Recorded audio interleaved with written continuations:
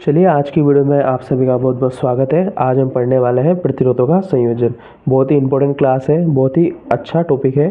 Paper में question अधिकतर यहीं से बनते हैं। तो देखिए, श्रेणी क्रम संयोजन। प्रतिरोधों का ऐसा संयोजन जिसमें पहले तार का दूसरा सिरा दूसरे तार के पहले सिरे से जुड़े हो और दूसरे तार का दूसरा सिरा तीसरे तार के पहले सिरे से जुड़े हो, तो ऐसा संयोजन श्रेणी क्रम संयोजन कहलाता है। डेफिनेशन आपको थोड़ी अटपटी लगेगी, पर आपको एक ही मिनट में ये याद हो जाएगी। क्या देखिए किस प्रकार से, क्या ध्यान देते रहिए। तो यहाँ पे मैंने एक ये डॉट है, जैसे कि ए मान लो, ठीक है।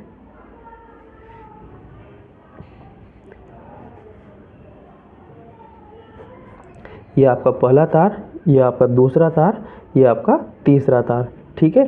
ये इसमें पहला सिरा, ये इसमें दूसरा सिरा, इसमें पहला सिरा, ये दूसरा सिरा, ये पहला सिरा और दूसरा सिरा। तो देखिए कि भाई प्रतिरोधों का ऐसा संयोजन जिसमें पहले तार का दूसरा सिरा दूसरे तार के पहले सिरे से जुड़ा हो, ठीक है, तथा दूसरे तार का दूसरा सिरा तीसरे तार के पहले सिरे से जुड़ा हो, तो इस प्रकार के क्रम संयोजन को क्या बोलते हैं? हम श्रेणी क्रम संयोजन कहते हैं।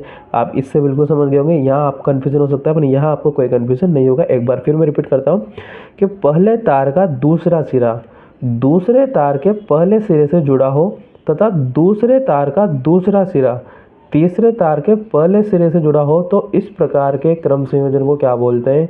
श्रेणी क्रम संयोजन कहा जाता है या कहलाता है, ठीक है। ये आपकी डेफिनेशन यहाँ पे होती है क्लियर।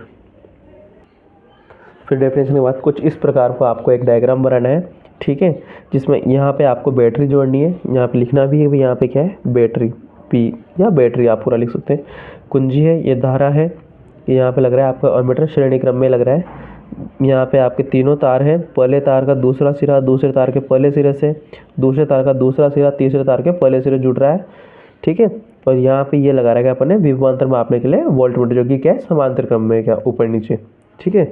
देखिए चित्र में तीन प्रतिरोध हैं। ये R1 R2 R3 तीनों क्या है? प्रतिरोध हैं। R1 R2 R3 श्रेणी क्रम में संयोजित, मतलब कि एक ही लाइन में संयोजित हैं। क्या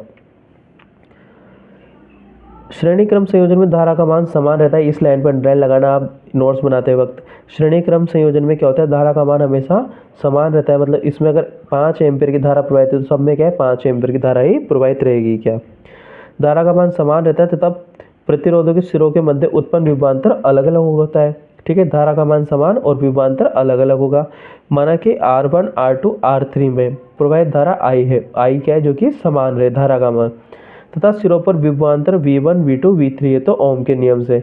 अब ओम का नियम क्या होता है आपके, या लिखना आपका, अतः ओम के नियम से तो V इक्वल टू होता है IR। ये आपका ओम का नियम है, ठीक है।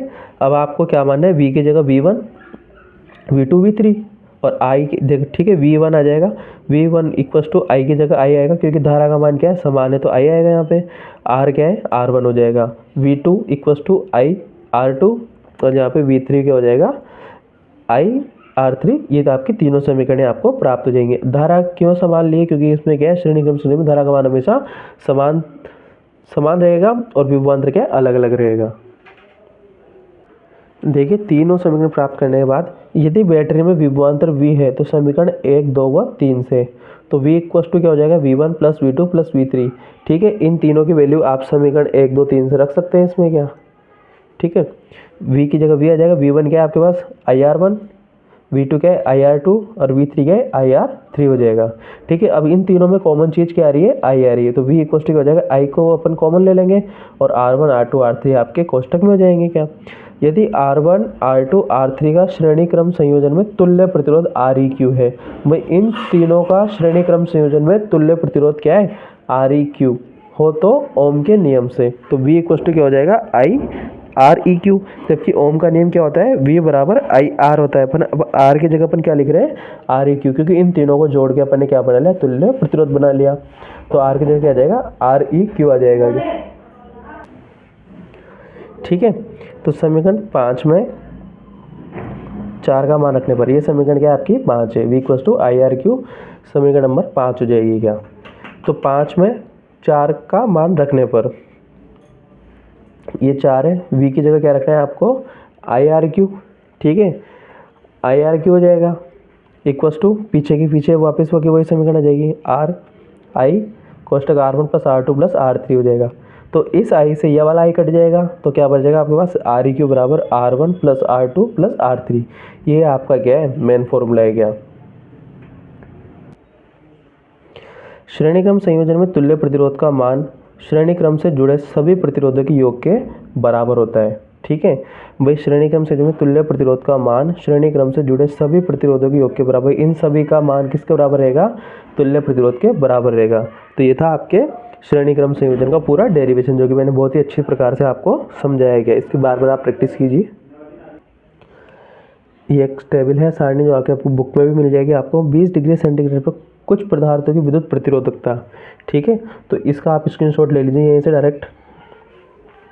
ठीक है, ये मिश्र धातु तक ले लीजिए, फिर इसके बाद ये आपकी विद्युत रोधी का भी ले लीजिए इसमें अलग से। ठीक है, ये सब आपको नोट डाउन करके इनकी वैल्यू याद रखनी है क्या। तो यहाँ पे आपका श्रेणी क्रम संयोजन कंप्लीट होता है। इसका क्वेश्चन देखना है अपन को। देखिए एक क्वेश्चन है इसमें, आपके बुक का एग्जाम्पल नंबर 12.4 है।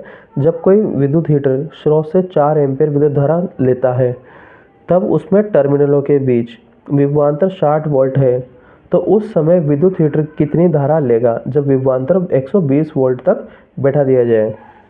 तो देखिए गिवन बाय आपको V बराबर क्या दे रखा है, 60 वोल्ट दे रखा है, I की वैल्यू क्या है, 4 एम्पियर है क्या। ठीक है, 4 एम्पियर हो जाएगी। R आपको निकालना है, तो वी नो दैट हम जानते हैं कि V इक्वस टू क्या हो जाएगा, IR। R की वैल्यू निकालनी है तो I इसके नीचे चला जाएगा।